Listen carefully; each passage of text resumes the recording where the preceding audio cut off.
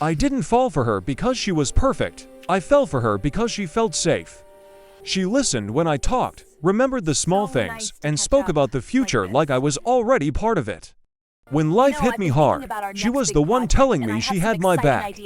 I believed her, and that was my first mistake. We met at a time when my life was finally stabilizing. I wasn't rich or famous, but I had peace. I had spent years rebuilding my reputation, my finances, and my ability to trust people again. She entered that space carefully, almost gently, like someone who understood how fragile it was. She told me she admired my discipline, loved my honesty, and had never met anyone like me. Over time, she became the center of everything. She had access to my life in ways no one else did. She knew my passwords, my plans, my fears, and my weaknesses. At first, I didn't notice anything was wrong. Love makes you overlook things you'd question immediately if they came from a stranger. She started planting doubts about my friends, asking why they called so often and suggesting they didn't really support me. She said they were jealous of what we had. I believed she was protecting our relationship, so I slowly pulled away from them. Then she shifted her focus to my work. She said I worked too much and didn't prioritize us. She told me that if I truly loved her, I should trust her with my finances. I agreed. I let her help manage things temporarily, or at least that's how she framed it, until we were fully settled. I didn't give her access because I was weak. I gave it to her because I was in love. That's how manipulation works. It doesn't force its way in. It asks politely and waits. Over time, my life started to fall apart. Clients stopped calling, opportunities disappeared, and rumors began circulating about my character and integrity. I couldn't figure out where it was coming from. What I didn't know then was that she was behind it. She was sending messages from my accounts, twisting conversations, and planting doubts in the minds of people who trusted me, all while reassuring me that she was on my side. At night, she held me while I stressed about everything going wrong. During the day, she was quietly pulling the strings.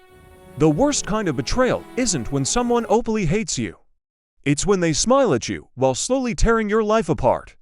By the time I realized something was wrong, I was completely isolated. My friends were gone, my reputation was damaged, and my finances were bleeding.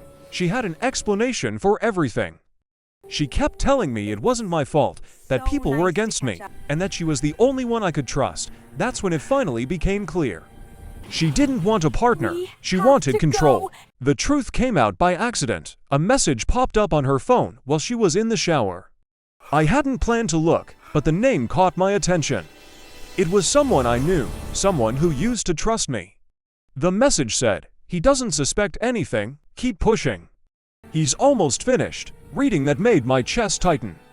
My hand shook as everything suddenly made sense. The arguments she started before important meetings, the emotional breakdowns right before deadlines, and the way she always redirected blame all replayed in my head. When I confronted her, I stayed calm. There was no shouting and no accusations. I just wanted to hear the truth from her. At first, she denied everything. Then she laughed. That laugh changed something in me. She told me I had given her everything and asked what I expected. She admitted she was tired of pretending to admire my strength and tired of living in my shadow. Breaking me, she said, made her feel powerful. In that moment, the woman who claimed to love me disappeared completely. I didn't beg or argue. I walked away with nothing except the truth. That night, I made a decision. I wasn't going to destroy her. I was going to rebuild myself so thoroughly that what she did would no longer matter. Revenge didn't come quickly or loudly, it came quietly. I gathered evidence, saved every message, tracked every transfer, and documented every lie. I didn't rush or react emotionally. Pain taught me patience. I reached out to the people I had pushed away and told them the truth without excuses. Some forgave me, some didn't, and I accepted both. I rebuilt my work from the ground up with better systems, stronger boundaries, and clearer rules. Most importantly, I rebuilt myself. I learned stronger discernment, set stricter access to my life, and stopped trusting blindly. Months later, the truth came out without me exposing her. Lies don't hold up forever. People began comparing stories, patterns emerged, and her image started to crack.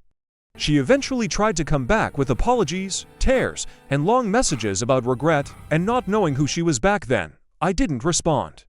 Because the best revenge isn't confrontation, it's silence. Today, my life isn't perfect, but it's real. My success isn't loud, but it's stable, and my peace is non-negotiable. She pretended to love me while ruining my life, but in the end, she only proved one thing. Anyone who needs to destroy someone else to feel powerful was never powerful to begin with.